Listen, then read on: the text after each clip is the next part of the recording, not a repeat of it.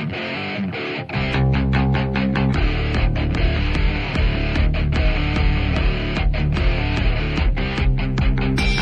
lies and buying time, killing people next in line. Lower classes, social slime, they don't matter. Genocide, sick from water, sick from air. Making money, they don't care. Caesar shit, force of air. Fuck them back, it's only for they bomb. They shoot, they kill, they massacre, rape. They burn the kids, no one leaves countries. Lie to your face, fight and die, 'cause God forgives.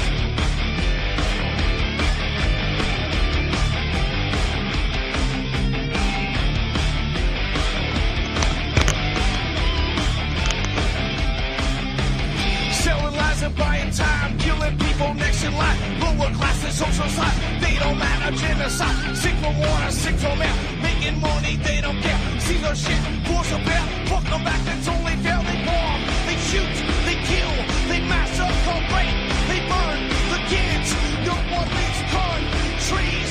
Lie to your face, fight and die, 'cause God forgives. Yeah. Coming back around again.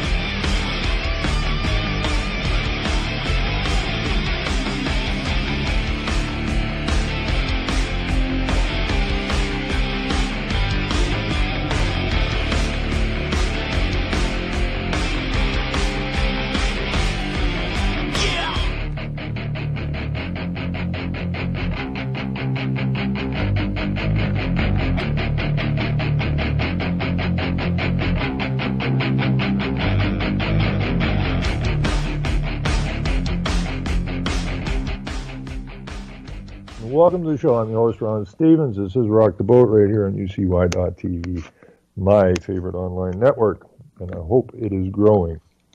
If you listen to this network, please spread it around to your friends and neighbors. There's some really good hosts on here who are doing their damnedest to alert you and the general public as to what we're facing and how we're going to fix it. So last night I did a show on Revolution Radio, also broadcast over UCY. I didn't see a lot of people in the chat. It is getting Christmassy time, which is expected. But I was talking about the Aga Khan's, one of his organizations, one of his foundations, called the Global Center for Pluralism, I think was what it's called. And so went through the board of directors and stuff in there, and I'm just going to continue on with this today. Now, I looked through this guy a long, long time ago, and so we finally got a hit on it with this last year's Christmas visit of Judas Trudeau down the Aga Khan's island. So I'm just going to continue on with this. I saw some I watched some videos last night, and that are involved, that are in this. I put one in the chats last night, but I'm going to show you where these videos are at, and I want you to go through every video because I want you to, they're about anywhere from 12-15 minutes apiece. I want you to understand fully what's going on here. Now, this is all based on deception. And my favorite, if you really got to go to the Rockefeller Foundation and look up scenarios, because that's what they do. They create scenarios. They create a problem. They really create the solution first. They come with what they want, and then they create a problem that has to be fixed. And then all the media and the propaganda and that, which convinces you, the public, that this is what needs to be done. And they don't really care which scenario gets picked as long as one of them gets picked to get to the solution that they started the whole situation on. So we'll continue on that. There's a story in the Communist Broadcasting Corporation, CBC, today that the Aga Khan is now going to be investigated for lobbying the Prime Minister on that trip, which is a total load of bunk. But then it ain't your government, is it? Never was your government. There's a bunch of criminals who have been lying to you since the day you were born. And I'm really looking forward to 2018. I had a lovely young lady put a note in my Facebook Messenger, or whatever they call that thing, last night after I'd sent her. I can't post to sites, and I'm in jail again. I get out of Facebook jail for long enough to make a post and shove it around a few places, and then bang, I'm back in jail again. So I don't get out of jail again till December the 30th this time. So over the last month, I've been out of jail probably, I don't know, 3-4 days. As soon as I post something, bang, they throw me back in jail. So I wrote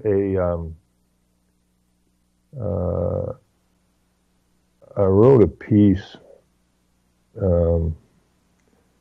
last night. I wasn't at Facebook really all day yesterday, and I seen this thing come up that I 13 hours prior had been thrown back in jail. And they tell you you can appeal this, right? So if you go to appeal it, they get you to write down why you think you shouldn't be in jail, but then they tell you, oh, thanks, but we don't read this stuff, right? So you're not appealing anything, right? So I just wrote a piece last night. I put a Merry Christmas picture in. I just put Merry Christmas, Happy Holidays. It seems I'm back in Facebook jail once more, this time until December the 30th. What do I want for Christmas? I want a complete list of all words, phrases, and thoughts not acceptable to Facebook. If anyone has such a list, please post it in the comments section below. In Facebook jail for Christmas, that sucks, but then the Jew who runs Facebook doesn't celebrate Christmas, so it's no sweat off his butt. My last posted video had the words pigskin in it. Jews and Muslims don't eat pork is looked at by Facebook as some sort of racism or discrimination. It is not, just truth. All I did was post a video, which I didn't make. All I do is post facts some don't like. So Facebook suppresses the truth and denies freedom of speech and thought. Not nice. And I got a comment here because I can't move this thing around. I got a comment here. I feel for you. I spent my birthday in Facebook jail. And Karen Draper of Calgary put Facebook is on my naughty list. Now, she sent me a thing last night, which I didn't know. I haven't looked into it. Maybe some of you know. Maybe you can look into it. But I've had a strong feeling for a long time. I've been at this for a very, very long time. When I first started explaining to people that Canada's actually, at that time, back in the 70s, could only be looked upon as a benevolent dictatorship. And people would yell at me, oh, you don't like Canada, get out. A bunch of brain-dead idiots. But the plan was to soften people up, weaken their spine, their mind, and their spirit. So when they finally came at us hard, we wouldn't know how to deal with it. And that's exactly where we are today. But I've never, ever believed that we're not going to beat these clowns back, or I wouldn't be doing what I do. So I've always felt 2018 is going to be our turning point. People are waking, okay? I mean, Rockefeller was scared back in the 90s when he said our window of opportunity only remained open for a short period of time. Well, it's being closed now. People are waking up in droves. They're pissed. And they're watching their pockets be picked clean. They're watching their children be indoctrinated. And you were indoctrinated in the school. That was the whole point of the public school system. But the indoctrination has taken a really ugly turn now. This young child sex education. These are children. Leave them alone. Right? When you have in Ontario here, when you have this senior policy advisor for education who's a pedophile, we know we got trouble. We know Rome has risen again. We know that we're back in Babylon. All this LGBTQ garbage, all this pride parades, this painting of sidewalks, a rainbow flag, like, eat it, suck air. The problem is we've been given quarter. Now, 2018, we don't give any quarter anymore, not to anybody, okay, that threatens our way of life, the way of life that our forefathers came here to give us, okay? It's time the European bloodline that built this freaking nation stand up. No more excuses. 2018 is the year we kick butt, okay? Oh, don't worry about Islamophobia. Tell them to shove it where the sun don't shine. I want to see every Canadian, every real Canadian dragged up in front of the Human Rights Commission. I want to see the Human Rights Commission kicked to the curb. Okay, this is all garbage. It is all propaganda. It is all deception. It is all hypnotism. It is all done through suggestion, and we're done with it. Now, I got a note here from Karen that said 2018 in Hebrew means overthrow. Now, I don't know if that's true or not. I haven't had a chance to look it up, but I like the sound of it. I like the sound of it. 2018 is the year we take it back. Okay? We built it. We own it.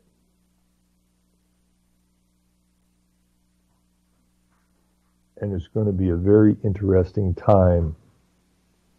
So either get your spirit, your mind, and spine strong, or get the hell out of our way.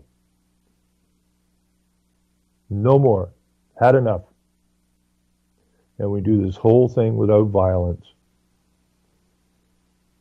Okay, we don't want to give them and the media anything that they can use. Okay, we're not white supremacists. We're the people that built this nation, period. And we're not going to sit back and watch as our nation is taken away from us with no shots fired. Their plan is to take away our nation through consent, just like Warburg said in the 1950 Senate hearing. The Jew, the bankers, the lawyers have quietly in the background set all this up so that we will consent to our own demise. How stupid are we? But like I said, people are waking up in droves now. Okay, so their garbage doesn't fly anymore. When you get a prime minister the 6 days after the election in 2015 says there isn't any core, there's no core identity or mainstream in Canada. Yeah, you, my friend, need to be hung from a rope in the public square. And that's a fact. And so does everybody else that has aligned with this globalist movement to shove the propaganda and the suggestions in the face of the people that built this nation to believe that they need to consent to the end of the nation they built. That's over. That's over. I want to see these things scurry like the cockroaches they are. All we got to do is shine the light on them, and that's the one thing we failed to do all these years, all these decades, is shine the light on and hold them to account. We've become so weak, you know. Back in the, I think it was the late 1800s, early 1900s, there was all kinds of protests against vaccines. But now people, well, they don't know the history, so they think it's anybody that says, don't take the stupid vaccine. You were given an immune system for a purpose. You got to get sick once in a while to make it strong. They're stuck in the needles in your kids' arms, left, right, and center to weaken them. And then they've got you so propagandized if somebody said, you ought not to be giving them vaccines, and you ought not to be giving those vaccines to your elderly parents and grandparents for the flu vaccine because you're going to put them to death. Oh, you're an anti-vaxxer. Well, you know, back in the late 1800s, early 1900s, they had a different idea that they called that blood murder. There was a bunch of doctors in the United States wrote a book back in, I think it was published 1902 or something, and that's exactly, they wrote to the president, and that's exactly, they were pissed, and that's exactly what they told the president. This is blood murder. So we've become so weak. We know no history. Now we're watching our history be eradicated. Okay? You take the first prime minister and call him a racist. And I mean, none of these guys were on the up and up anyways. But the point is that when they come and they say to you that we're taking this street name off, we're taking these names off the school. In other words, what we're doing is we're purging your history. We're purging the idea of your European beginnings. Okay, we're going to purge all that. And you're not going to say nothing about it because you're so damn weak now. We can do whatever the hell we want with you. Well, that ain't going to last much longer. And I am sick and tired of people rolling over and going, well, I don't want to get in trouble. Well, you are in so much trouble you can't believe it. But I'm not even worried about you. I'm worried about your kids and your grandkids and those not yet born, because they're the ones that are going to suffer the consequences of your stupidity and your laziness and your fearfulness. You're the one that's responsible for whatever happens from here on in. And whatever you do or don't do from here on in is going to have a direct effect on your family and your children and your grandchildren and those that not yet born. So suck it up, people. Suck it up. Anyways, here is a picture. This is Lobbying Commissioner Karen Stewart refused in September to investigate a complaint into the Aga Khan giving Prime Minister Trudeau his vacation on his private island.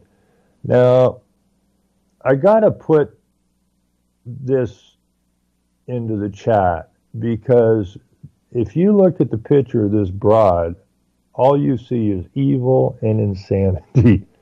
Okay? I mean, this is a picture of ugliness. But anyways, I'm going to read a little bit of this.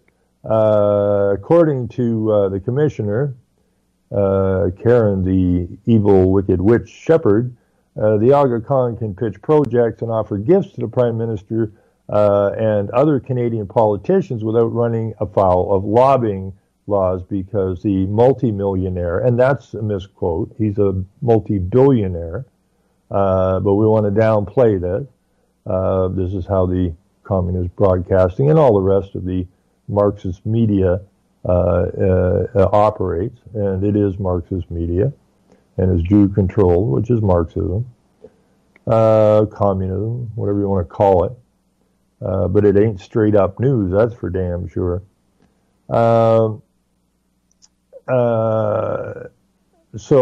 Laws, because the multimillionaire isn't paid to lobby for the foundations that bear his name, CBC News has learned.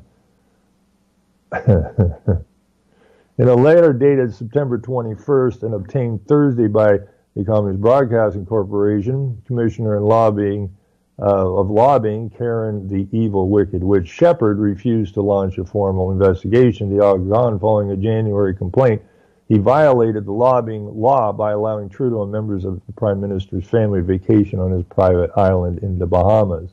In the letter, Shepherd said she conducted an administrative review in response to the complaint. How about a bunch of cops arresting all these clowns? After reviewing the information provided to me in the administrative review report, I have come to the conclusion the Aga Khan received no payment for his work on behalf of the Aga Khan Foundation Canada, and therefore does not engage in activities requiring registration as a lobbyist, she wrote. And consequently, the lobbyist code of conduct does not apply to interactions with the Prime Minister. Well, this is set up exactly like the Rockefeller Foundation, Carnegie Ford, and the multitude of other foundations that are out there, and they're growing like a bad virus. They've been growing as a virus for a very, very long time. And the idea is that the money and the players in the foundation do the lobbying. And it's kind of like they sit back while they control the foundations. They use minions and money to push the agendas. So, yeah, the Aga Khan, just like Rockefeller and all the rest of these clowns, are as guilty can be. Okay? But they write the legislation, they've got the lawyers, and they write this stuff for their benefit, not yours. The complainant who shared the letter on condition their name not be used said they aren't satisfied with Shepard's ruling and plan to ask her to reconsider. Don't ask her to reconsider. Tell her that she is flat out wrong, and if she doesn't pursue this, well, her life's going to get made miserable.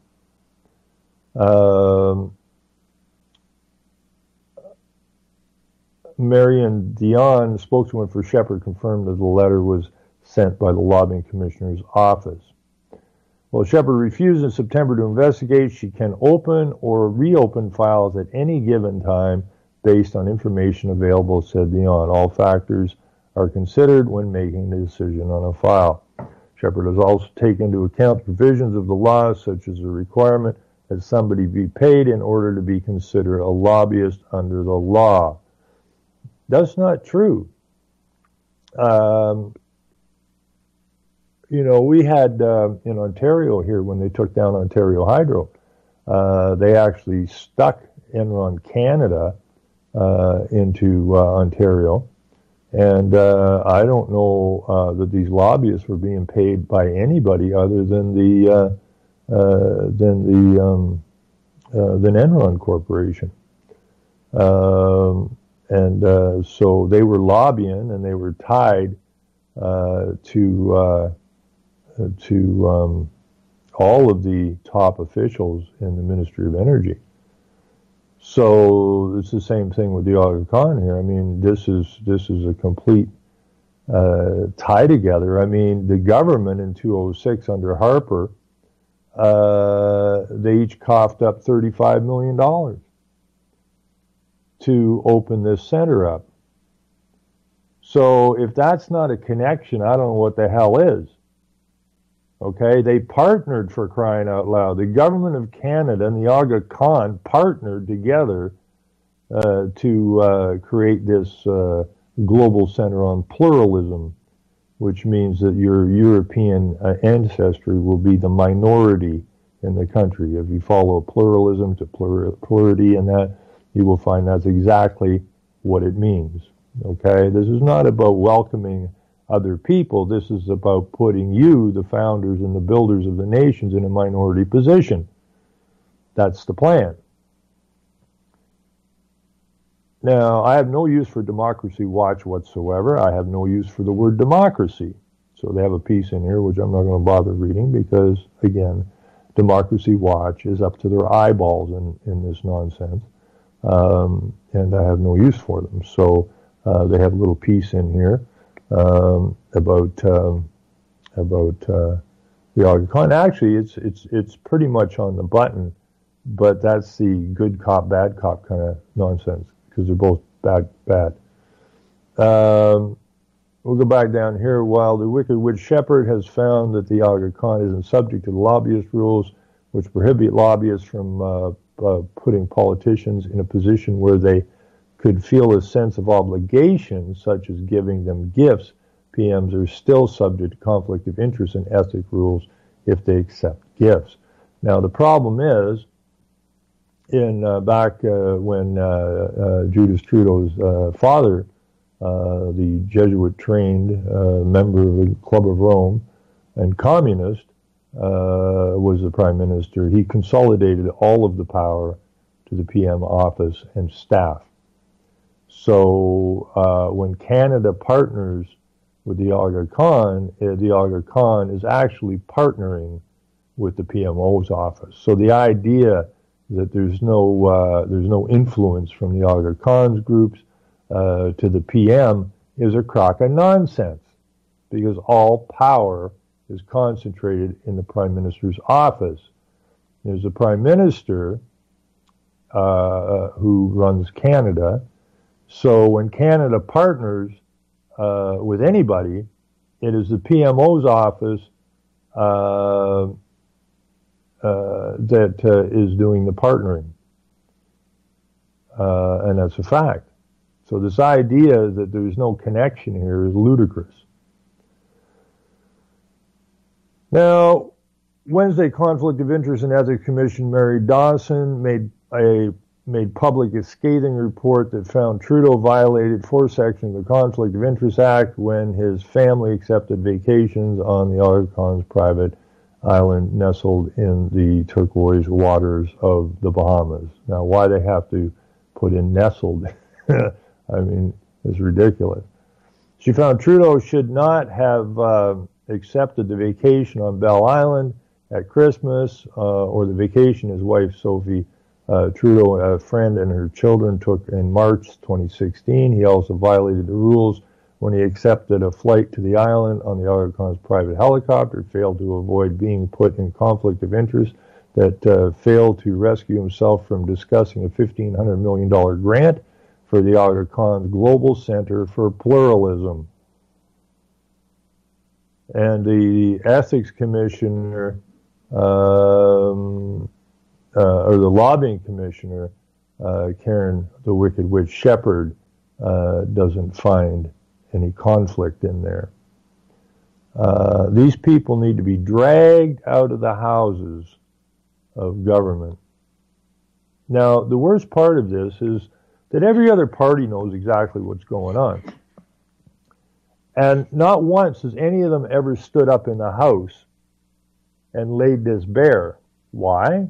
Well, let me see. It was Harper that partnered with the Aga Khan in 2006. So you're not going to have the Conservatives standing up and saying anything.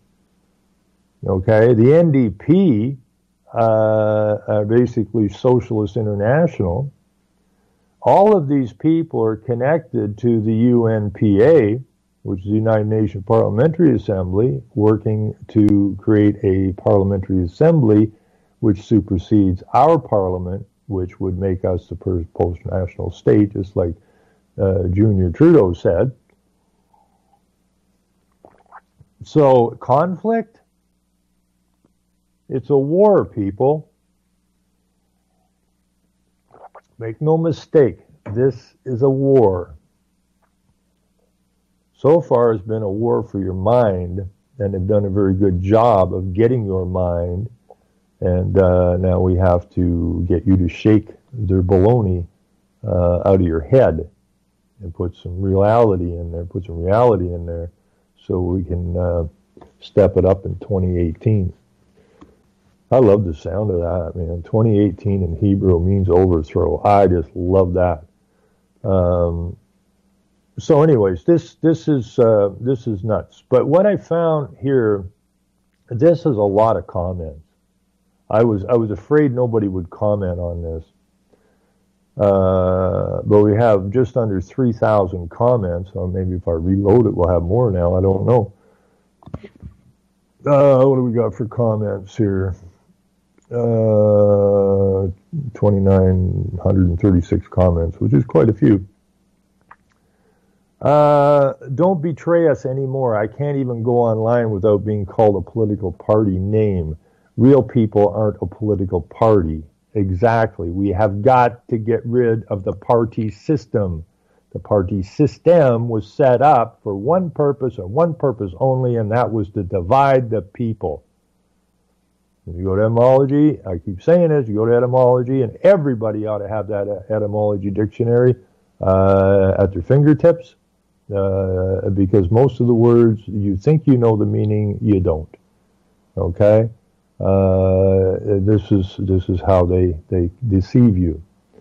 But the party, the word party, if you look the word party up, you will find divide. And that it was the whole purpose of the party system, Remember, we were given government. We didn't create it. Okay? And they gave us what they wanted to use to keep us deceived and enslaved. And they did a damn good job of it. But it's over now.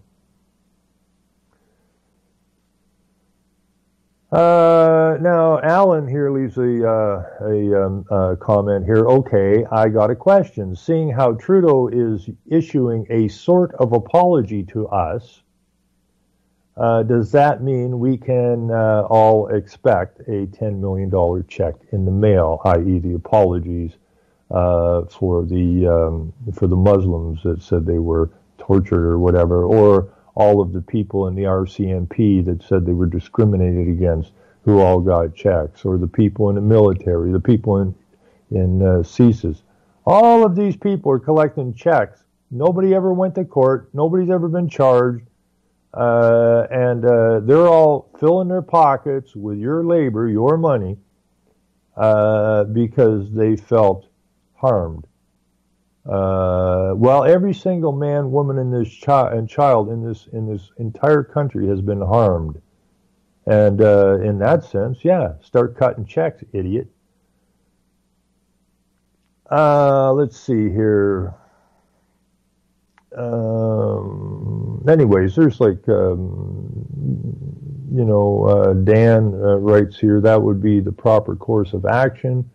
No different than the class action for price fixing bread.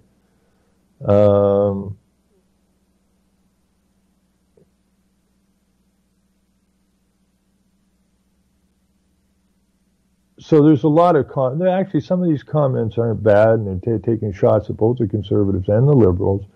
They have been nothing more than right-left. And always remember, you people who consider yourselves conservatives, okay? It is not the Conservative Party. It is the Progressive Conservative Party. Progressive basically means the same damn thing as liberal. Okay? So you got a blue Liberal Party and you got a red Liberal Party, and they're marching you somewhere you do not want to end up at. So it's pushback time. And enjoy your holidays, and we better come out in 2018 swinging and swinging hard. Aga Khan is a lobbyist in the Liberal Party of Canada. Best open that investigation under the Lobbyist Commissioner before it really gets worse, covering it up. And that's what they're going to try to do, but we're not going to allow it.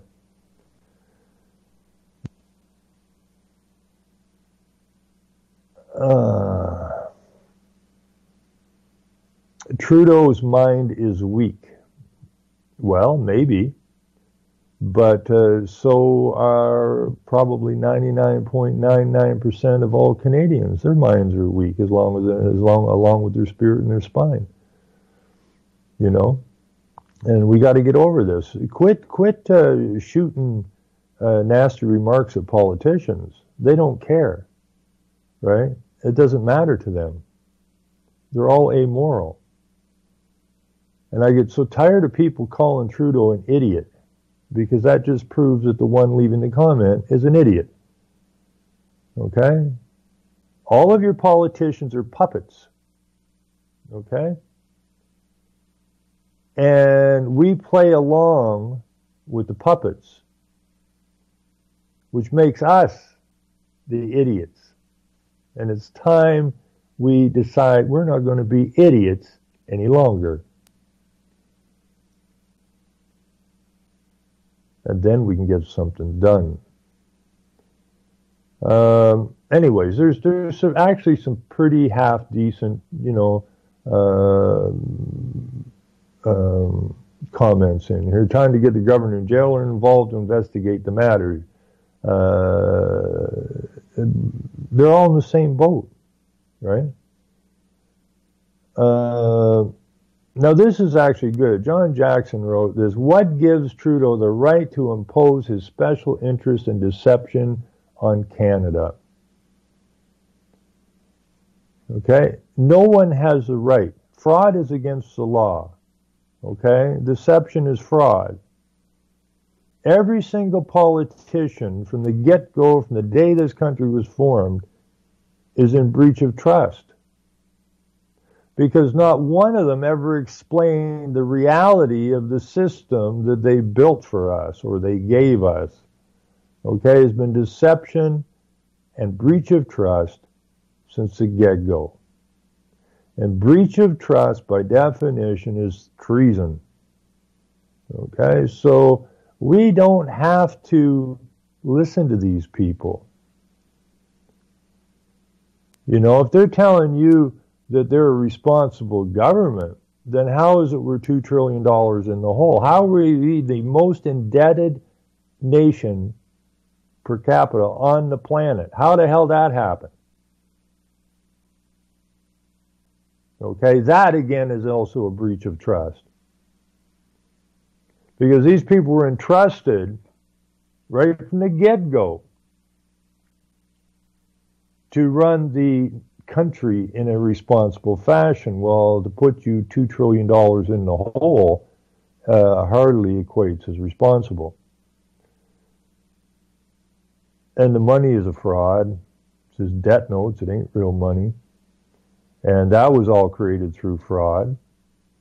So there is no debt, okay? Because you can't, in law or legal, you can't gain from fraud, okay? So they're caught. So there's no debt. So we clear the debt. We kick these clowns out of here. We build a non-party administrative body which is responsible only to the people. They screw up, they get pulled. You know the old hook that they used to pull the actors or the people off the stage in vaudeville. Same garbage, right? That's how we run this place. Okay, this is your job. We get rid of all of the bureaucracy, okay, of which we were warned about in 1929 by a Chief Justice in England, and most of this crap came out of France. This is where they stewed this up. The Jews and the Roman Catholics, the popes, and imposed these bureaucracies on top of us, as which we were warned about,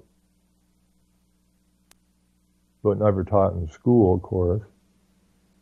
And now we have this overarching power called the bureaucracy, which even has more power than the so-called government.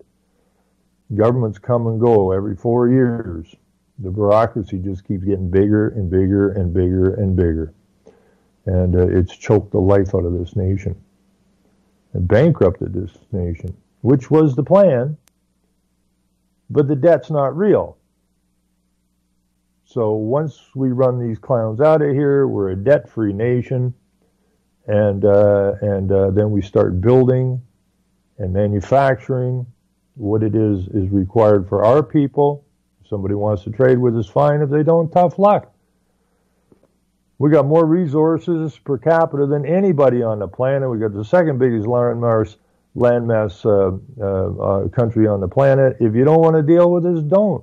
We'll go fishing, have a picnic, because we won't have to work like the slaves we're working as, because it won't take us long to manufacture everything we need, build ourselves our houses out of our resources without going to a stinking Jewish bank and creating phony money with our signature, of which they sit back and collect interest on, and which we pay taxes on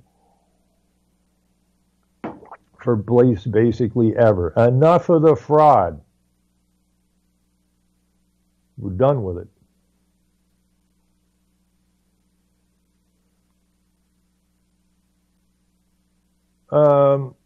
Anyways, I'm going to put this in here, and I must warn you, before you look at this, be prepared for what you're about to see. This, leave a note in the chat. I mean, what is your impression of this picture of this woman? Woman who is the lobbying commissioner. If this don't tell you we got a huge problem in the country, I don't know what the hell will. I mean, this is This has got ugly and evil and criminal written all over this woman's face.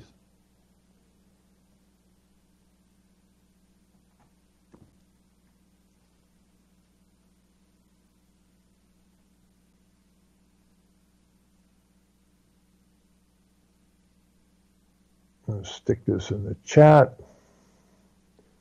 Now remember, I'm warning you, you want to put on, look away, just look lightly at first till you can deal with it. I don't want anybody ruining their holiday by looking at this evil piece of work. Anyways, we're going to go back to, well, let me go here. I think there was something else attached to this I want to talk about. Where is that?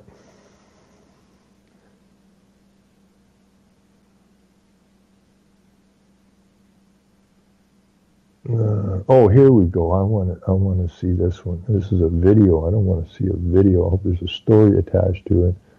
The truth is slowly coming out. Bob Rae, the PM's special envoy to Myanmar, discusses his interim report on the Rohingya crisis.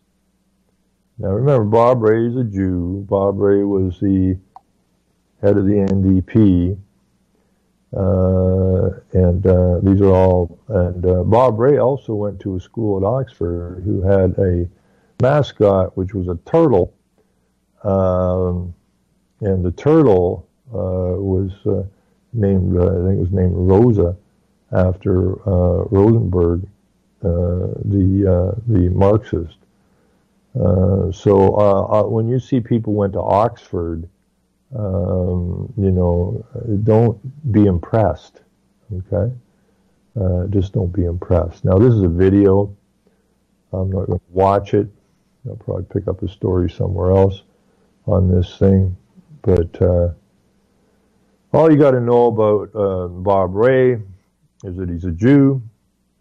His godfather was Morris Strong, who was hooked up with Rockefeller, who was the head of the UNPA, or not the UNPA, the United Nations Environmental Program, UNEP. If one of my favorite videos, I think it really explains it well, was George Hunt. You just look up George Hunt, and you'll get his videos. They're basically on VHS because this was really before the internet, back in '87, when he stumbled across the crime that was being committed and is still being committed today. And he does a good job on explaining who Morris Strong is, who he's hooked up with. He's not an environmentalist, not in any way, shape, or form. He's a con man. So he does a very good job. But, the logo of the world in these, this hands. And George nailed it really, in whose hands, right? In whose hands is the world, right? Certainly not our hands, but we got to get it back into our hands. And the whole program is about deceiving you into rolling over and accepting what it is they want, which is they want control of everything, and they will give you what they think you deserve, which will be not much. So I'm not going to, this is an 8-minute thing, so I'll look at it later. The truth is slowly coming out. There's no truth in it, I guarantee it. But I'm going to throw that in the chat, so if somebody wants to watch that, feel free. And enjoy it. I'm not going to worry about it right now. Like I said, I'll listen to it later.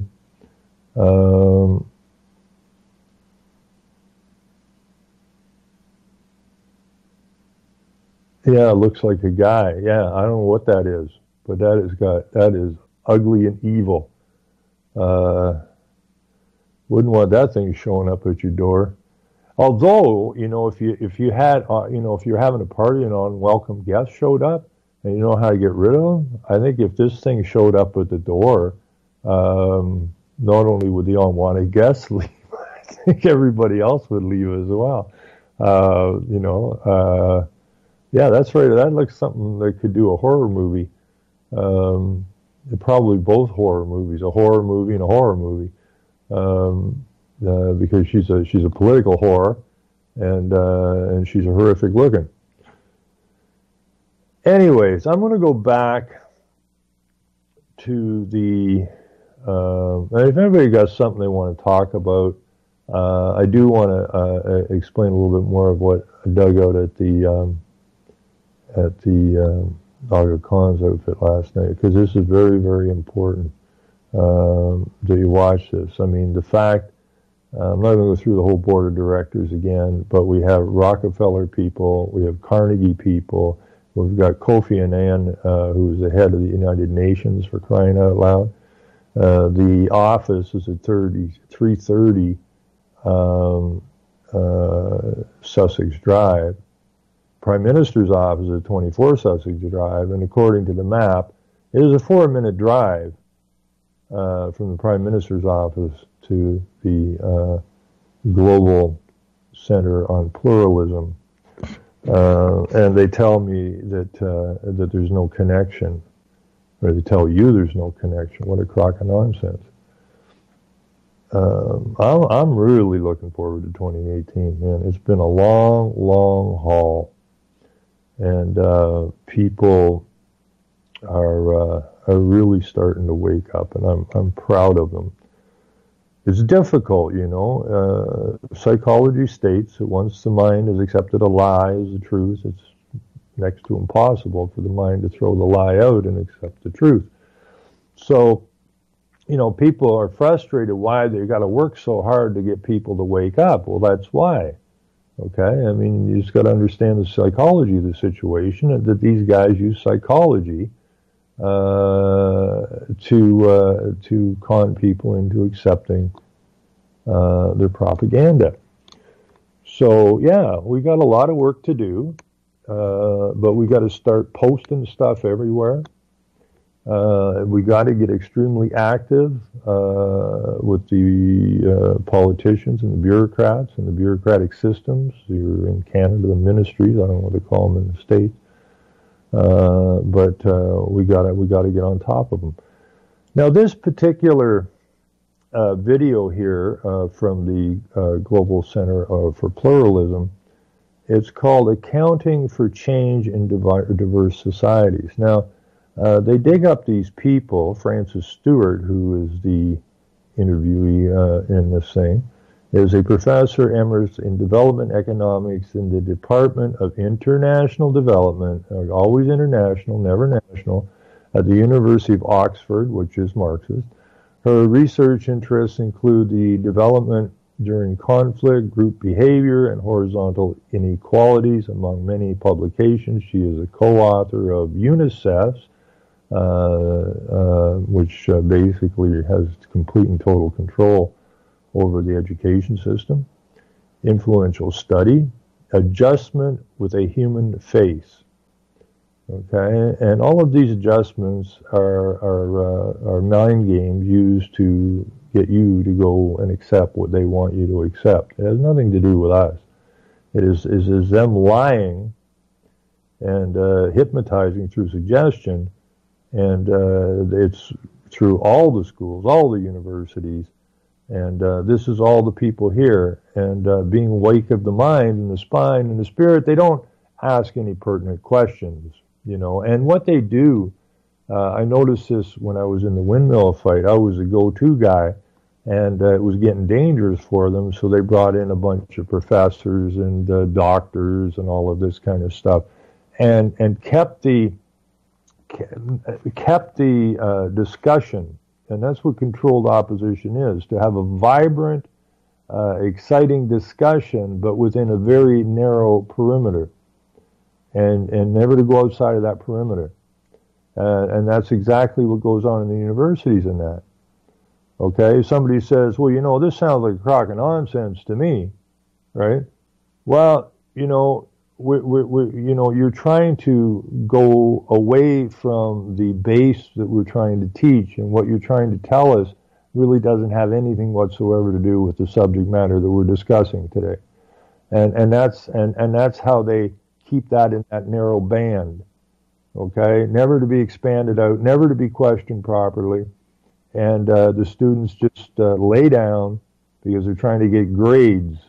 Okay, they're not trying to get a lousy grade, they're trying to get a good grade, and they know that if they push too hard, they're going to suffer the consequences for their actions. Now, this particular video, and they're all the same, they all seem to be starting out with asking what the one they're interviewing's idea of pluralism is. Okay, and they really never give you a definition. Okay, that's what a con man does. He skates around the question. But in this particular video, she gets talking about probably 2/3 of the way through this video.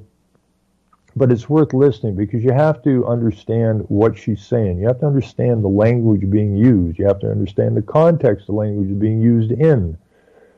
But probably about 2/3 of the way through this or something, we get on to religion, and she starts yammering on about a global religion, and she doesn't bring up the word Christianity. She brings up the word Islam.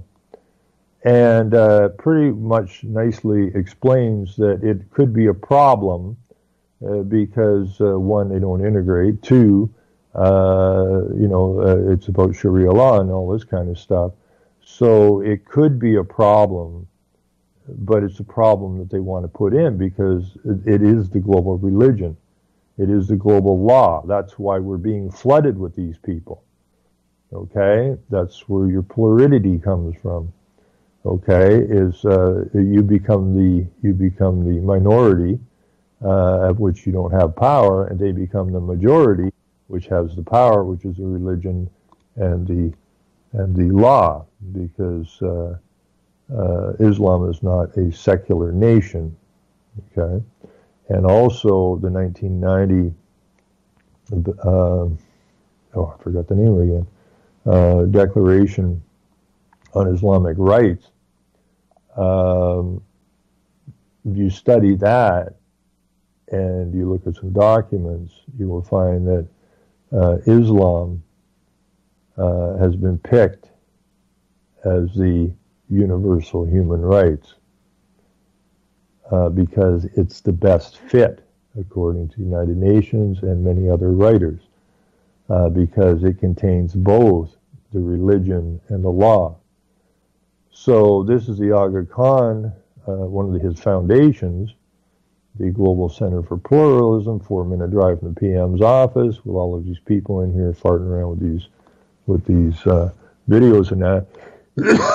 But they're very good videos. They're extremely good videos because they lay it out if you understand what you're listening to. Now, for those who weren't listening last night, it was the conservatives, they're always talking about the liberals. Well, it was the conservatives that signed us on to Agenda 21. It was the conservatives that said at the G20 that this is a loss of national sovereignty. It was the conservatives that hooked up and partnered with the Aga Khan. So I don't know how anybody would find that the so-called conservatives are the good guys. They sign us on to all this stuff, and then the liberals run with it. But it's like a tag team match, okay? And both of them have to go down. Anyways, I will put this in, and I want everybody in particular to listen to this video. If once you go through these videos, you'll understand the mindset and the linguistics of the globalists. And the Aga Khan is just another deal, but big, because he's pushing Islam. Okay, and they're putting their Ismaili Muslims in place because it is an Ismaili Muslim who is the Minister of Immigration. It is a Ismaili Muslim who is the Attorney General of Ontario. It is Ismaili Muslim who is the third-term mayor of Calgary, and they're infiltrating, and they're completely connected. It says they partnered, for crying out loud, Canada, which is the PMO's office. I mean, don't worry about Canada as this nation. Just look at Canada as the PMO's office, because that's where all the power is concentrated. When I say Canada partnered with, it's the PMO's office. It's the Prime Minister's office that partnered. That's where the power's at. But anyways, really quickly, this thing before I put it in, it says horizontal inequalities are inequalities among groups of people. This is to be contrasted with vertical inequality, which is inequality among all the individuals in a society. Relevant group categories include, among others, race, ethnicity, religion, class, gender, and age, with the relevance and importance of any category varying across societies. Horizontal inequalities are important above all because of their implications for justice and social stability.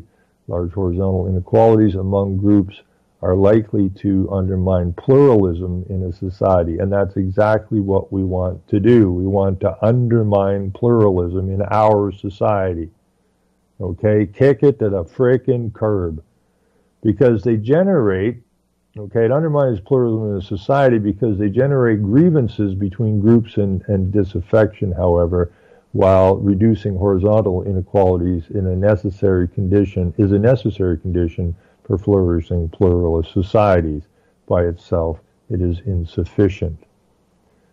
Now, this is a bunch of UN, globalist, Marxist, communist lingo, right? And if you don't understand it, you best spend some time reading some of their articles to understand the language, the verbiage being used, so that you understand it. Okay, these are not good people. These people are 100% amoral and 100% evil. And these are the people we have to kick to the curb. Not only do we have to kick them to the curb, we have to kick their ideas to the curb. You know, I think this lady starts out by calling it a concept or something. Yeah, it's something made up in the mind, okay? Something to use to deceive and take advantage of others.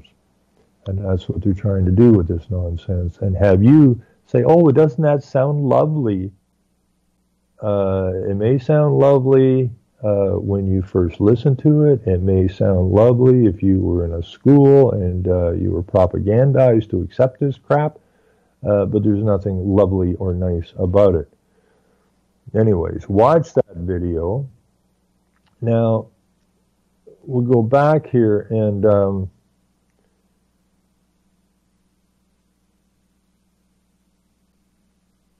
we have there's a thing that we talked about last night. It's in here. It's called hardware and software, which they say that takes both. With one work and the other won't work. Okay, hardware being the institution, the media, the laws. In other words, they can, say you can't say this or it's discriminatory, and then the soft part. The hardware is basically institutions, and the software is how they manipulate their mind to accept what they put in place through the hardware, basically. So these are really, really good videos. I thought there was only a couple of them, but I got looking around last night after the show, and what we have here, we have a page. If it loads up, we have a page here. Now here's another video. This one's called Religion, Secularism, and the State. The relationship between the state and religion requires particular significance in diverse societies populated by citizens avowing to different faiths. This relationship varies widely, encompassing a spectrum ranging from theological states to states that determinately refuse to recognize religion. In between these two extremes, there are different, more or less rigid models of secularism which have evolved in response to specific historical contexts. The need for secularism as a state policy arises from the requirement of both protecting the individual's freedom of religion as well as the need to create and promote a democratic public space in which issues of shared civic concern may be resolved in keeping with liberal values such as freedom, human rights, and self-determination. The principle of the liberal political equality requires us to detach citizenship from any religious affiliations so that the moral equality of all individuals is reflected in their political equality. Well, it sounds nice till you listen to this. Now, this lady here is Nyenja Jayal, is a professor at the Center of Study of Law and Governance at the Nehru University. Her research interests include state building, democracy in South Asia, and secularism in India. Her most recent publications include Citizenship and Its Discontents. These are, like I said, these are really interesting videos. Now, they also talk a lot in these videos about the need to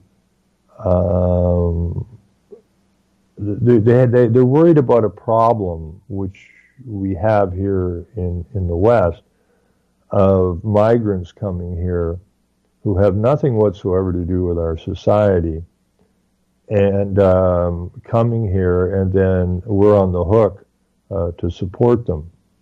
And they're quite concerned about a backlash on this particular issue. And so it's about a redistribution, your redistribution, the distribution of your wealth, your savings, whatever, and being redistributed to someone else.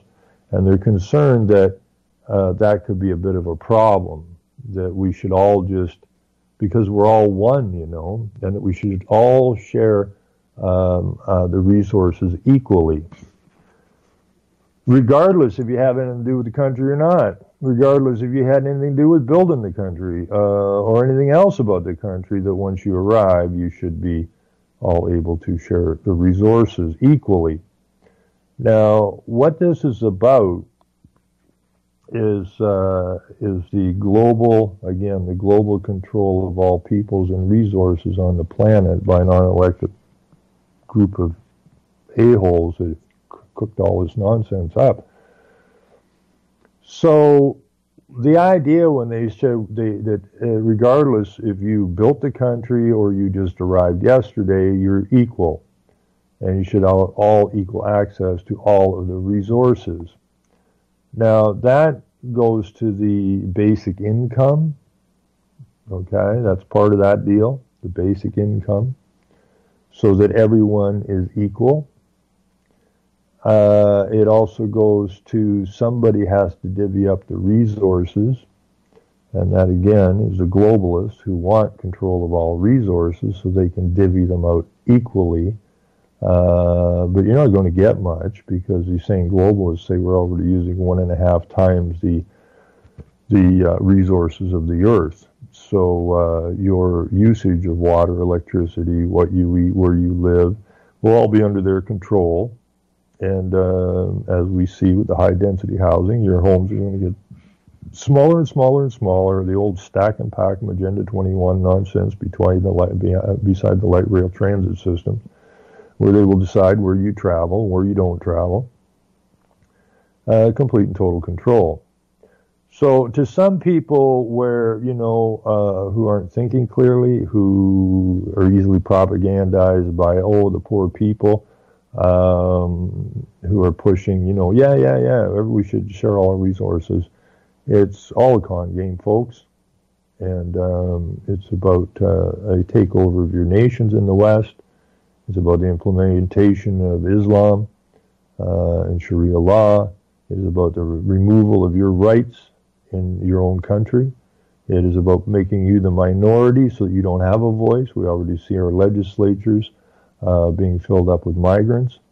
And that has to stop. So that's what this stuff's about. But anyways, there's so many really interesting videos. But once you watch 2 or 3 or 4 of these things, you realize that the message, while it may be on different subjects, is all in the same subject. Okay, it's to coerce you into believing that we're all one and that we all have the same rights as everyone else and that we all have equal share of all the resources on the planet, which is just a con game. So here's another video, Institutions, Hardware, and Pluralism. The institutions, both state and civil society, are central to pluralism. They establish governance practices, define citizenship, accord individual and collective rights, and identify or enable the obligations of citizens.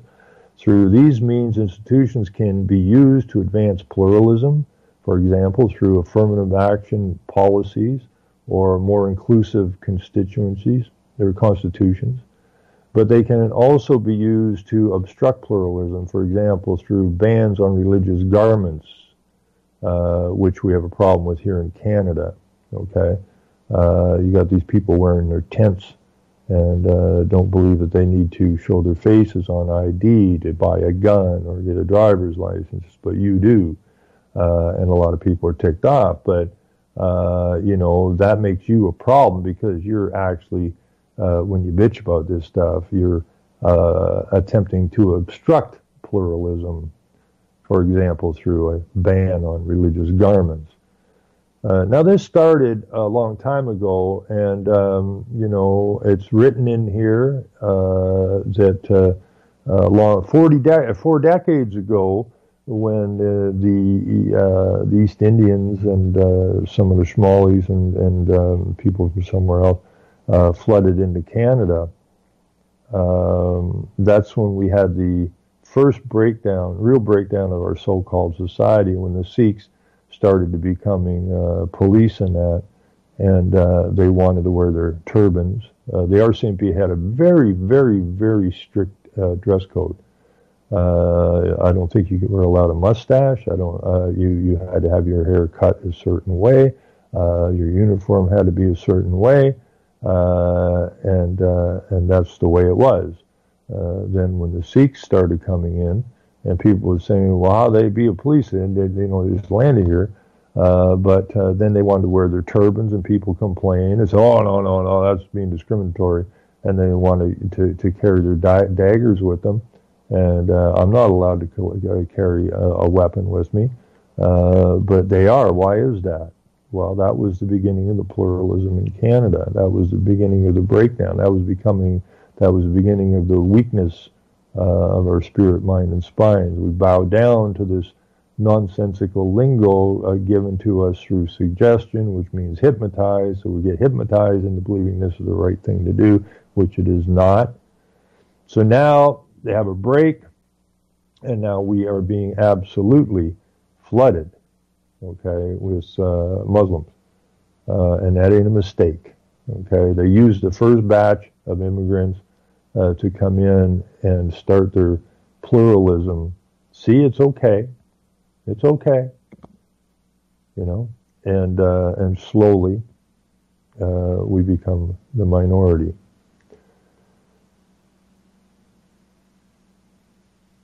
So an institution can contribute to pluralism only to the extent that a society's cultures, ideas, norms, values, and practices support this outlook.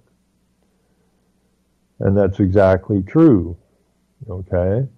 but we need to stop supporting it. We need to stop accepting the suggestion, stop accepting the idea that we're being hypnotized into accepting things and normalizing things which were never normal. It's all part of the breakdown. There's a hardware of pluralism. Institutions require the right software to work. So I'm going to put this in as well. These are very good, in-your-face videos. And please pass these things around, pass this site around. There's so much contained in these videos and on this one particular site that I and many others have dug through mountains of UN documents, Rockefeller documents, Carnegie documents, and so on and so forth. They've really encapsulated this whole story in these videos and on this site. So it's a good thing that Trudeau went to the Aga Khan's island because that brought this story forward and it got people interested in it. I posted about the Aga Khan some years ago and nobody's least bit interested in it, right? Which is unfortunate. But now that we have the PM involved in this and we have the ethics commissioners and that running around like chickens with their heads cut off, it has garnered some airplay and people have read about it in the newspaper. What I found, until people read about it in the newspaper, it's just a conspiracy theory kind of thing, or it doesn't exist, you know.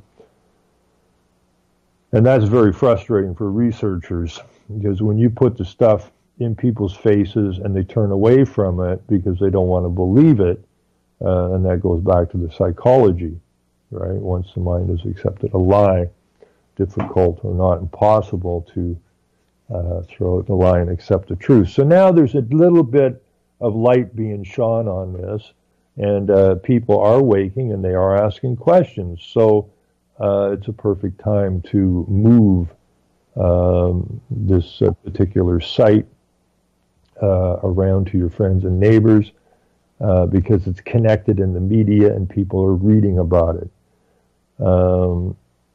So this is, you know, sometimes the politicians do us a favor, I guess.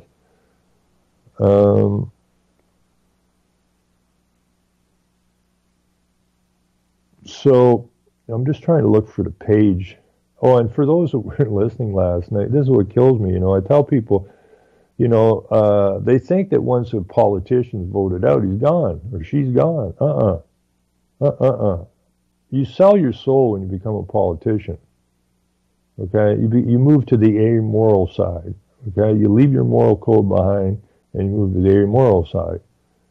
But those in the cabinet and the prime minister and the odd times someone who really shows you how desperately crooked our whole entire setup is as a country, is Maurice Strong, who was going to run for Trudeau in Trudeau's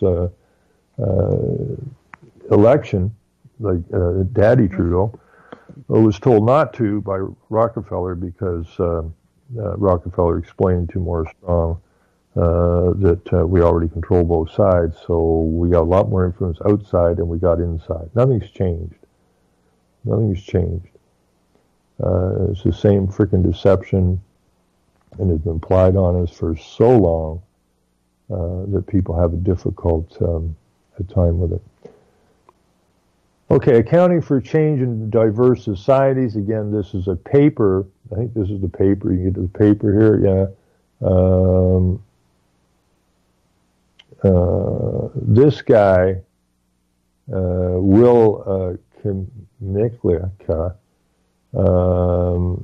is the Canadian Research Chair in Political Philosophy at Queen's University and a visiting professor in the Nationalism Studies program at the Central European University in Budapest. His research interests include democracy, diversity, in particular models of citizenship and social justice within multicultural societies.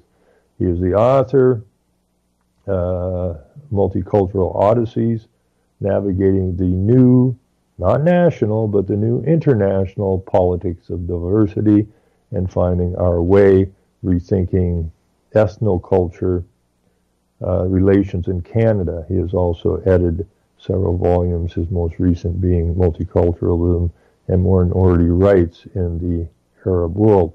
Now, this particular video, this guy explains why they can't even use, or they've stopped using the word multiculturalism in Europe, and why they're still able to use it in Canada, okay? And that they have to use, that they've moved from, and they've done the same thing here now. We don't hear multiculturalism that much anymore in Canada. What we hear is inclusive and diversity. And he's explaining why they had to move to those words because of the backlash against this idea of multiculturalism. In other words, the people of the European bloc were starting to catch on to this multicultural thing as the scam it is. So it's just like they did with man-made global warming. Okay, there was a big pushback against that, so they changed it to climate change. Now, how can you deny climate change? I mean, it just changed there now. Oh, just changed again. So they move.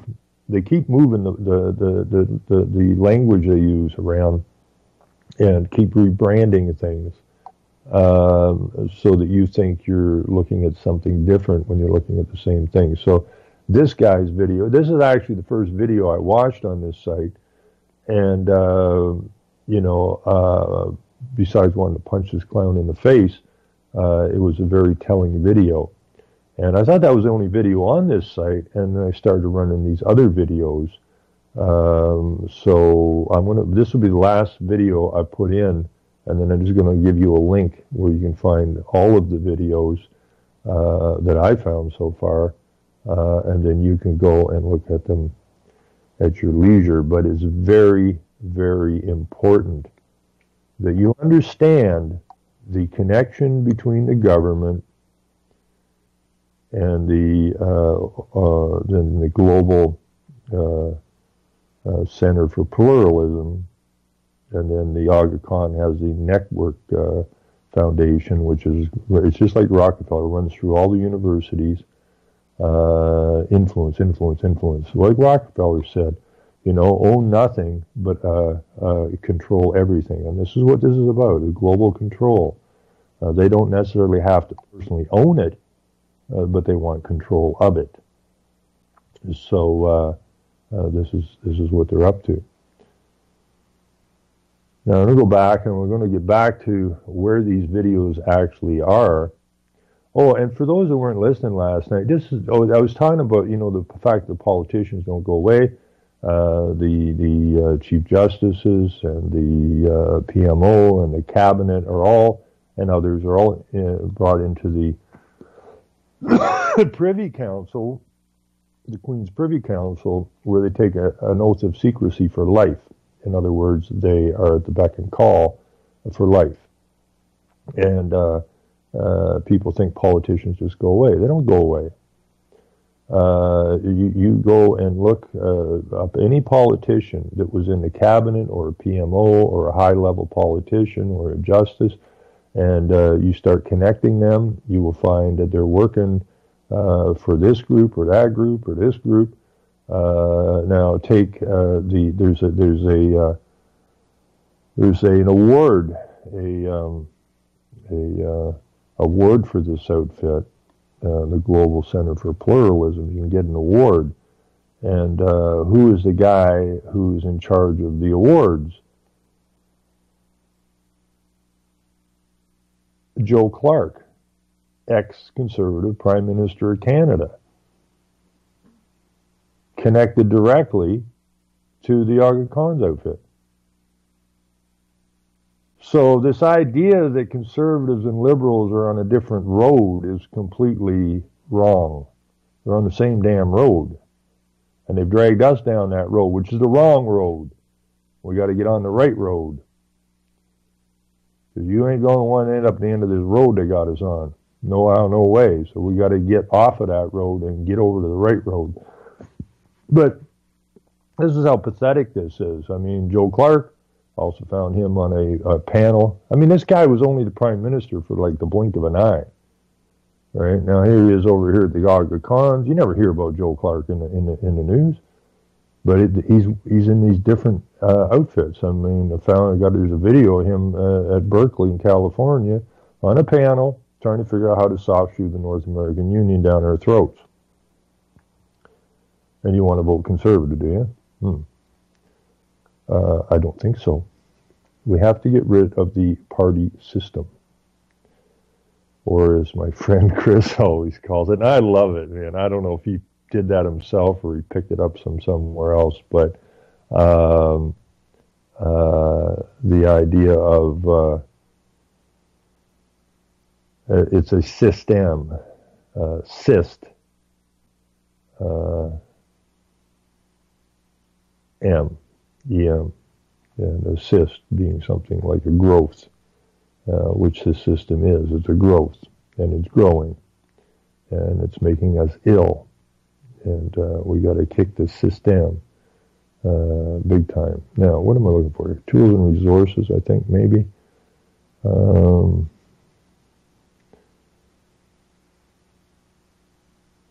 Okay, that's not it. Where the hell did I find all of these? I mean, tools and resources. I mean, there's more documents here than you can shake a stick at, you know. Deal with it. I think it's our work here. Come on, load up. Okay, this is it. If you go to where was I at there? If you go on this site to what we do, and this is a Global Center for Pluralism. If you're listening and you're not in the chat, just put in the Global Center for Pluralism. You have should send this out to everybody for a birthday present or Christmas present and so on and so forth. But under what we do, you have what is pluralism and then our work. Now, our work,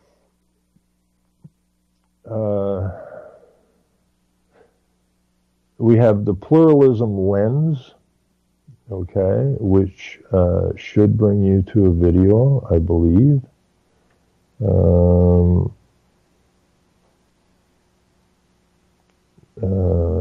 Yeah, if you go and you follow this down and read more, pluralism is a process, not a product. You should end up at the video I already put in by that Will Kinoki, which you do. So we'll just back up here. And so we have a lot of, each one of these things has a video attached to it. Research and analysis, increasing understanding of what drives some societies towards greater pluralism while others fracture and fragment. Applying a pluralism lens to the various fields of practice that advocate respect for diversity, history and memory, supporting societies in their efforts to build inclusive historical narratives and reflect their country's diversity, education, transmitting norms, transmitting norms and attitudes that shape how we perceive and respond to difference. Okay, it's a psychological, spiritual war that we are in. Period. And the pluralism award, I just love this because Joe Clark is the boy who hands it out. Now, you go through there. I may have screwed up on this. Well, anyways, there's a lot of stuff in this site. You will find it all eventually.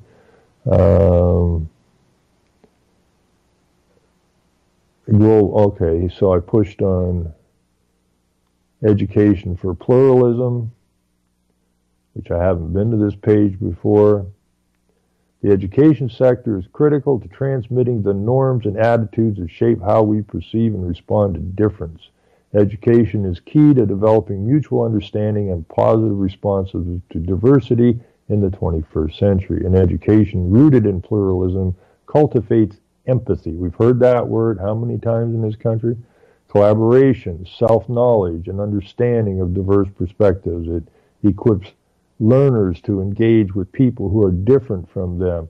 Education for pluralism does not avoid contentious issues. Rather, it encourages critical thinking, experimental, and equity-based learning. These lifelong skills can help shape learners into responsible and empathetic adults who value diversity and contribute actively towards a inclusive society. So we have transformative results. What's this say? The 2016 APCEIU Global Citizenship Education Network meeting. And here's this small group of people who are telling you how it is you're going to think, what you're going to think, when you're going to think it, what you're going to accept, what you're not going to accept. And they wonder why there's so many mental problems with the youth today. And, the universities are just a mess. People have had their brains messed with since kindergarten, or probably before, because they're watching TV before they went to school, which is the beginning of the propaganda process. And they screw these kids up so bad by the time they reach university age, and more in the high schools and even the lower grades now. It is so unreal what is going on. It is so opposite to what is normal. These kids are breaking down now. Okay? So, they're destroying your children mentally through this education system, and physically through all this inoculation of vaccines in that, and all the frickin' pills are taken. I mean, they shove pills down people's throats nowadays like it's candy. So we have an Oxford keynote here, and we have an Oxford symposium, a youth workshop, and a global citizenship. 1,300 youth produced the International Youth White Paper on Global Citizenship. So we know what they're up to, and the fact that our government, the one you pay your taxes to, in other words, give your labor to, that is supposed to be building a sound country, is taking your money and unraveling your society, disposing of the memory of your forefathers and what they did, and to hand it over to people who are operating, well, inside and outside of these borders, but it was set up outside of these borders. And we got to come to terms with it. No more turning a blind eye.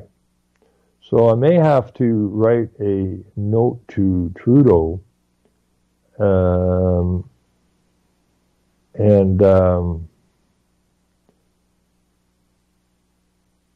thank him for going down last Christmas. Now, John Kerry was also on the island at the same time as Trudeau was there. Now, we know John Kerry was a traitor from the get-go, just like John McCain. So what John Kerry was up to at the same time Trudeau was there, I don't know. I haven't had time to look it up.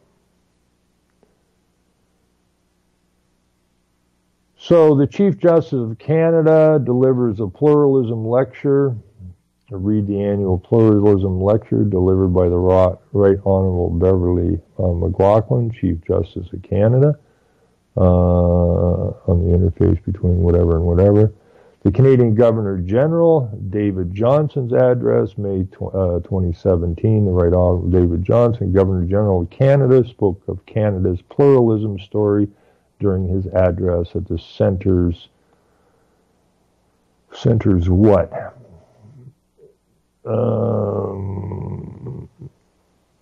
Let me see here. Official opening of the Global Center for Pluralism, Ottawa, Ontario, Tuesday, May the 16th, 2017. The world is my country. The human race is my race. Those are the words of the Canadian poet and lawyer F.R. Scott from his great poem, Creed. Well, if he was a lawyer, he had some reason for saying what he said. The villagers during King John in the 1200s, they got it.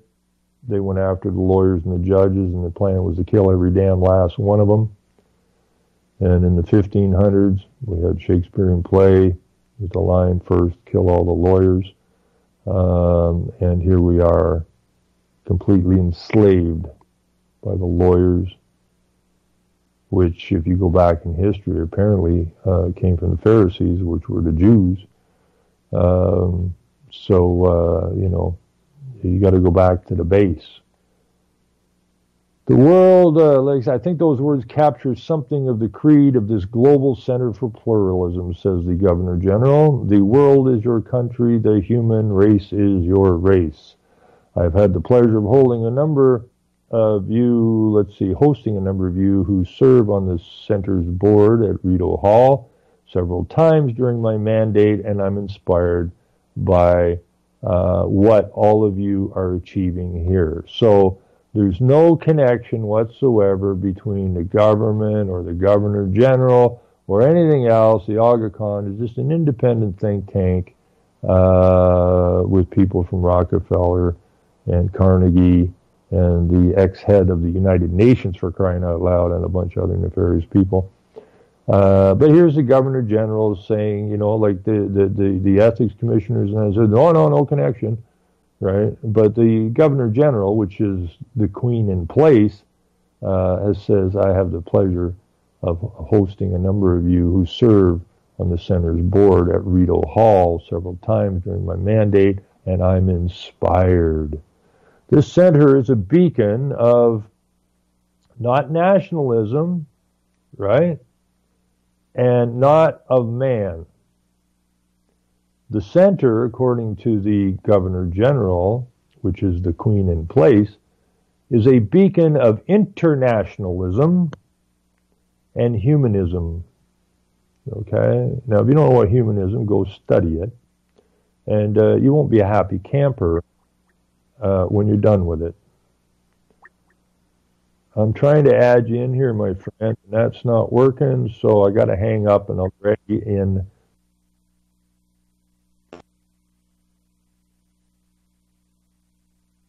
Do it this way, because, have I got you?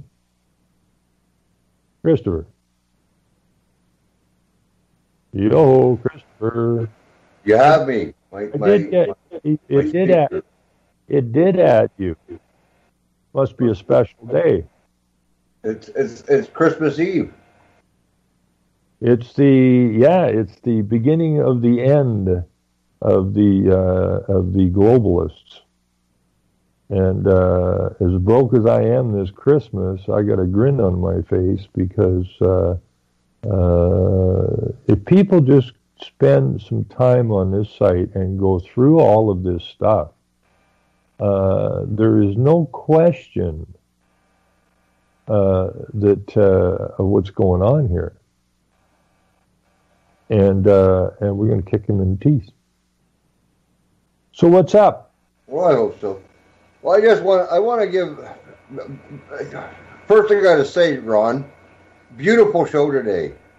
You've done a very, very fine job. I didn't want to do a show today, to tell you the truth. Well, it's Christmas Eve. You want to be with your family. Well, I have my sweetheart with me and my 2 cats. That's my family. People have to realize, you know, that guys like you and Shawley and Hal and lots of us just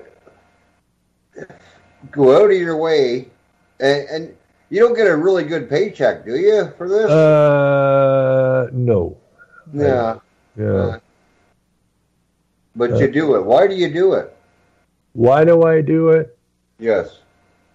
Because I was basically, if I look at it one way, I was told to do it. If I look at it the other way, I don't like people abusing people. Never did. I don't like people who lie to people. I don't like thieves. And, so you're not amoral then. No, and that's caused me lots of trouble. It would, if I would have jumped the other side by this point in my life, if I'd have jumped the other side when I was young, when I had the opportunity to jump the other side, God knows I may have been going down to visit the Aga Khan at Christmas. No, I've been hustled by the other side many times. They don't want to fight against it. Once they know they're up to no good, they want to get you on side, right? So you don't go on side. You get beat around, because they don't like what you're saying. But I just keep looking at you poor and impoverished. Yep, and they try to break your spirit, right? And to get you to throw your hands up in the air, which happens so often to so many people, it becomes almost unbearable. And people just look at the rest of the population and go, why the hell am I doing this? I'm making my life miserable, and you people don't give a damn. So that's part of the psychology to get those that actually do care to throw their hands up and say, you people aren't worth it, right? And then that's tough for people. I've had a couple of really good researcher friends who did so much phenomenal work 10, 12, 14 years ago, who just broke them, right? Broke their spirit. And they thought that once they brought the truth to people would embrace it, and I tried to tell my one friend in particular, I said, no, that ain't how it works, okay? Because the psychology behind it is so strong that you can throw all the truth you want to people and they will ignore it, right? Because it's the psychology of it. So, I've been telling people this is going to be a long haul job, man, and you got to stay committed to it. And now people finally are waking, and you see that more people are asking more questions every single freaking day now. And when a story like this comes out, that the media actually pays a little bit of attention, the best thing the media could do would just shut it down, not even get involved in this, which they didn't. They thought they could get involved and kind of fluff it off. And when you have 23,000 comments on this story, that tells you a lot of people are paying attention now. And the comments are getting better all the time. The comments are becoming more intelligent. It's not just, the stupid little bugger just like his dad. And that kind of stuff's starting to dissipate now. We're starting to get more in-depth comments. There's some meat behind these comments now. Not all of them, but the number of good comments is starting to really come forward. So, and when I got that thing from Karen last night saying that 2018 in Hebrew means overthrow, I just freaking smiled, right? Because that was quite late at night or this morning when that hit me. I'll have to look it up. No, it's time. 2018. Let's get off the pot. We're not bowing down to your anti-Islam phobia, or whatever we call it. We're not bowing down to anti-Semitism. Okay, just brush that shit off your back, man. Okay, this is our country. Okay, our country, and we're not going to be told who we're going to bow down to because we ain't bowing down. Period. So this is why guys like you, Hal, Shawley, and Rich, all the other hosts that do what they do for nothing. So this is now we find out why they do it. Well, somebody's got to do it. Yeah. You know, I'm sure all of these guys doing it. What I'm trying to make is, you know, when you listen to shows like yours and Hal's and Shawley's and Clint Richardson, Jules on this network. No, this is a really good little network. Doing it. We're not doing it. Well, I shouldn't say we. You guys aren't doing it for the lottery winnings that you're going to get from it. You're doing it to try to wake people up, and maybe it's actually starting to come to fruition. It is. It's coming. It's finally coming. You know, like one of the things that has driven me all this time when I read that thing of Rockefellers, you know, saying our window of opportunity is only going to stay open for a short period of time. Good, because that was an indication that they know they're running out of time. And now they can't do this, you know, on decades-long incrementalism. They got to pull the stops. And when they pull the stops and start negatively impacting not one tiny little group, but the general population, then people have to start, you know, they can't just look away anymore because now it's affecting them. And so, yeah, we're there now. We're there. So, you know, my hat is off to everybody who has pounded away at this for so very, very, very long. You know, I'm sure that and I'm sure all the other hosts that have been working on this so hard for so long, I could think of a million things I'd rather be doing, right? This is not what I particularly wish to do, but I have to do it. I can't walk away from it. It's a necessity, and that's what we do. So, you know, it's for people to understand that your government is not your government. Well, if people could just get that through their thick skulls, that would be a huge sea change, because they you know, well, that's our government. It's not your government. It's never been your government, okay? All you've ever been. I ran into a thing last night that I have to study, and it says it was about it has, I hope I didn't lose that. Maybe it's down here at the bottom.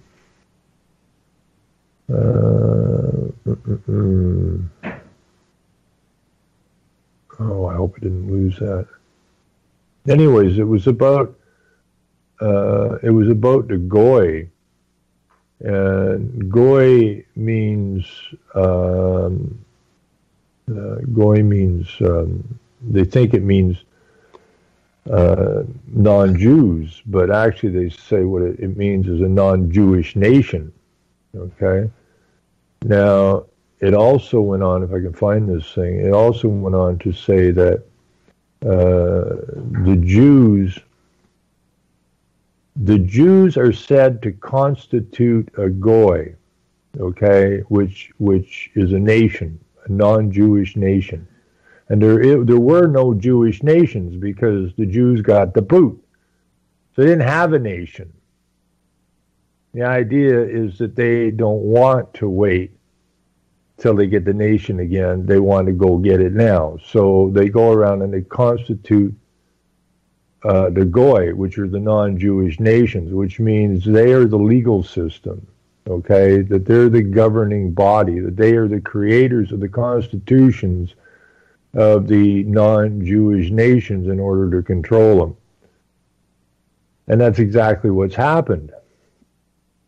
You know, they control the media, they control the governments, they control the schools, So it's the Jews basically have constituted the nation, and the nation is the people, and the people are the non-Jewish people, but they still refer to it as a nation. So it's the same thing as calling us cattle, or we are animals, and we're there to serve the Jews. Okay, so they control all the important aspects of our nation, and they feed off us, right? And that's got to get changed around. I've seen many that have picked up a hammer and swung a nail or pounded a nail. No. I've never when I'm building a house, ever had to ask a Jewish plumber or electrician or carpenter for anything. No, they're the ones, they're the schemers, right? And, if you go back to lawyers, the Jews were the Pharisees, and they were the ones that became the lawyers. And now the Jews are coming, they hate the Christians, apparently. And Islam hates the Christians, and both the Jews and the Muslims are Semitic groups. So, we're not supposed to be anti-Semitic. Well, we have to be anti-Semitic because these are the ones that are taking us down, and they don't even like us. So why would we stand there and allow them to knock us down or enslave us the way they have and bankrupt us? Right? Why would we put up with this garbage? So 2018 overthrow. I like the sound of that. I really like the sound of that. I have to look it up. But if 2018 in Hebrew means overthrow, good for us, and we'll go get our nations back. So I don't know. I'm not too concerned about this. I'm just concerned that more people have to stand their ground, and once we stand up, they got to stand down. Ron, Can I interject just with somebody that I'm really, I've appreciated for a long time. He's vocal local, like Will Roberts used to say. Yeah. And he's out of California, and regular listeners would be familiar with him, but for people that just happen to be tuning in, they might want to go to YouTube and check out Grindal 61. And what's that? Well, his name is Derek Alino. Okay. I don't know if that's spelled or how to spell that correctly, but I know his name is Derek Alino, and he's got it's either a friend or a girlfriend, Tressie Caps. Does some great videos as well about Agenda 21/30, and they deal mostly with California because California is the testing ground for the agenda.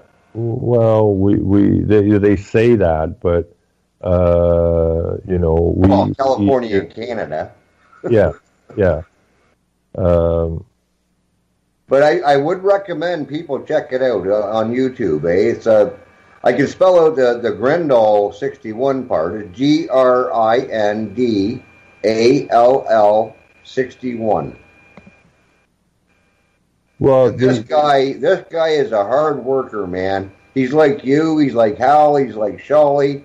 He's like Clint.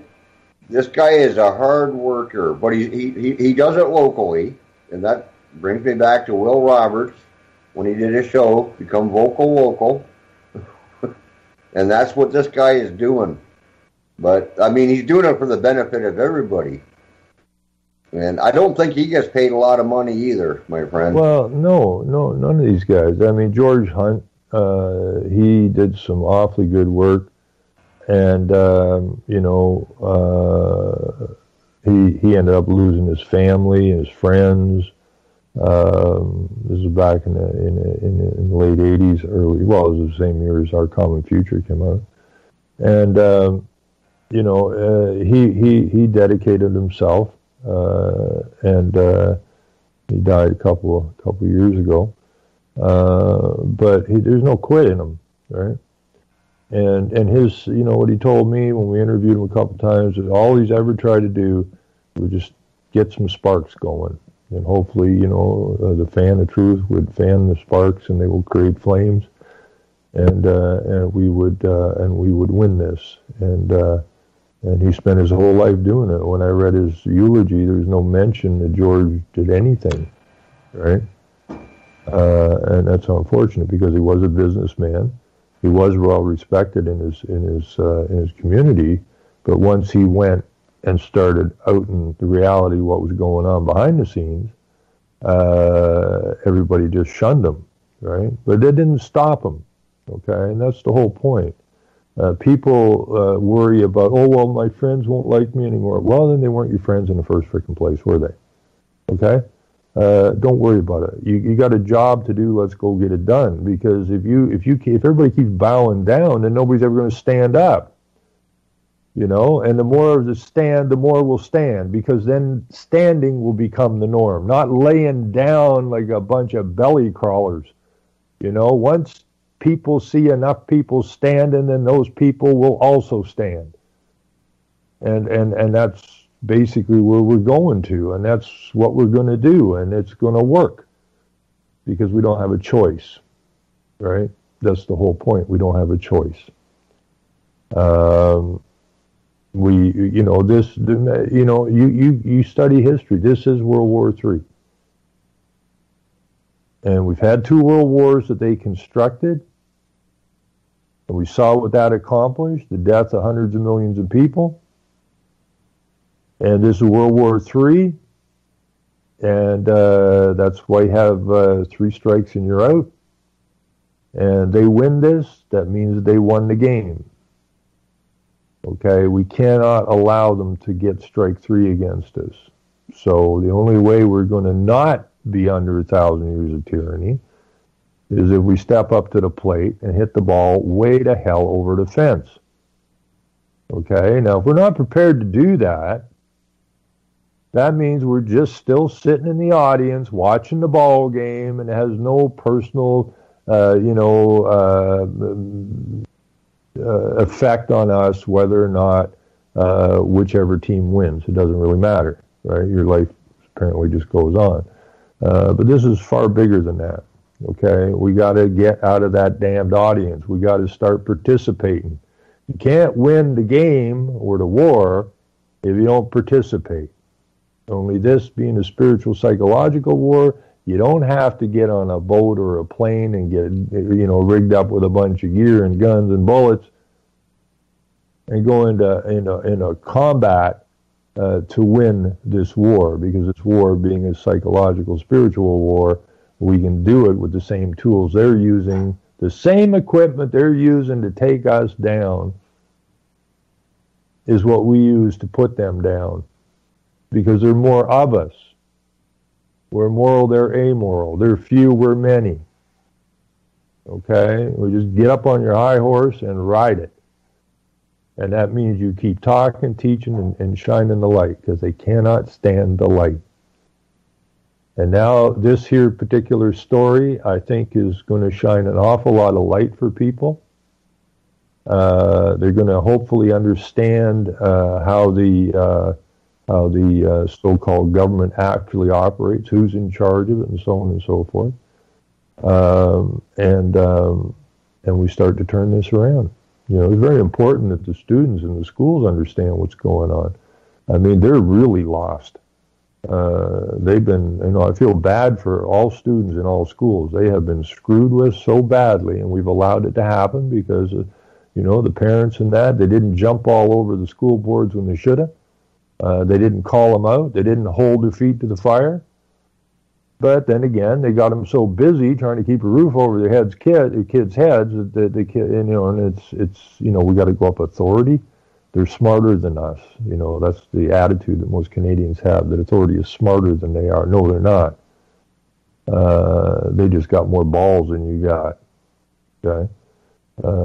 So anyways, we're going to run out of time soon. I just want to, before we get done to this thing, I want, I'm just going to stuff it in here because I'm going to make damn sure that you see this. And if you're just listening, go to the Global Center for Pluralism and go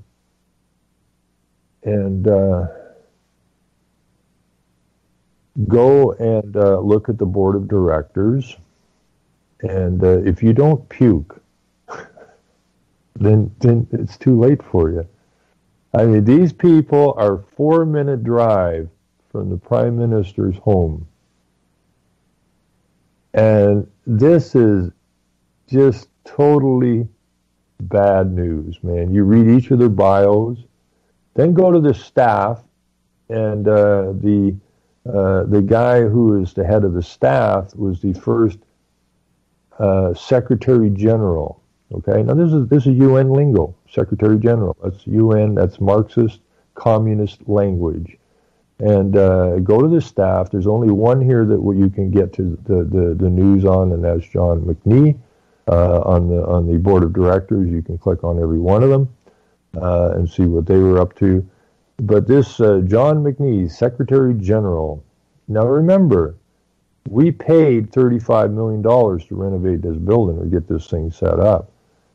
And you, the Canadian taxpayer, has also shoveled $300+ million into the coffers of the Aga Khan, who has this and his network and everything else. But this particular thing is like United Nations North, because so many of these people came and have something to do with the United Nations, the Rockefeller Foundation, the Carnegie Foundation, and so on and so forth. So hopefully that people find some of this useful. Like I said, I ran into this a long time ago, and there's networks in that, and there's foundations in that, and tried to run it out to people. But because it wasn't in the news, people weren't interested, or, oh, well, it's just conspiracy shit. Well, now it's in the mainstream news, so now it's different. Same as when I was fighting windmills all those years, you know, people, everybody was against me. I was getting told to drop dead on the streets. And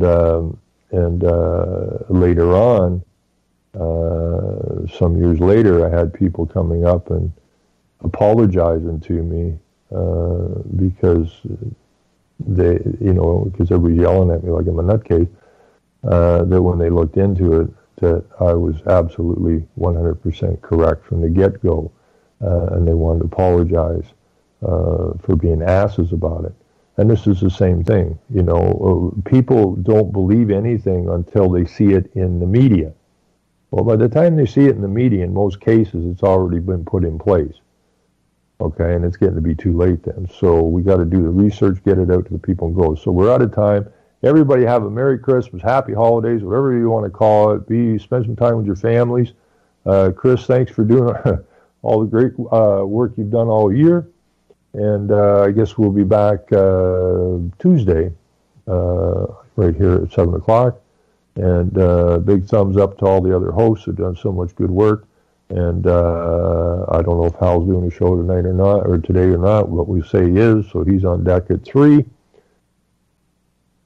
So, everybody have a great day tomorrow, and like I said, hopefully if you're traveling, the weather's good, and your family's healthy, and I look forward to 2018, because if in fact 2018 in Hebrew means overthrow, that's a hell of a thing to look forward to. So take care, everybody. Have a great day. We're out of time, and Chris, so we're out of here. Take this. Selling lies and buying time, killing people next in line. Lower classes, social slime, they don't matter. Genocide, sick from water, sick from air. Making money, they don't care. Caesar shit, force of air. Fuck them back, it's only for them more.